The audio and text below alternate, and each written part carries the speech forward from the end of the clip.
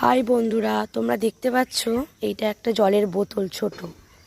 এর পেছনটা 5 দিকটা ফুটো করে, এর মধ্যে খ্যাংরা কাঠিগুলো ভেতরে দিয়ে কিন্তু 5টা গর্ত করা হয়েছে বোতলের পেছনে দিয়ে। একটা আমার ভাইপো শিখিয়ে দিল, এত ভালো লাগলো। আপনারা বাড়িতে ট্রাই করে দেখবেন, খুব সুন্দর ঝাঁটা বানানো হবে।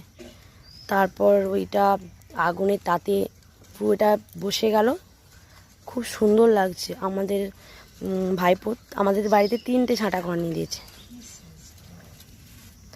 তার দরুনই ও আমাদের থেকে 30 টাকা নেবে, কিন্তু এত সুন্দর ঝাঁটা আপনারা বাড়িতে ট্রাই করে দেখবেন, দারুণ হয়েছে। নিজের চোখে আমি বিশ্বাসই করতে পারছি না এরকম করে ঝাঁটা বানানো যায়। আপনারা বাড়িতে ট্রাই করে দেখবেন, দারুণ।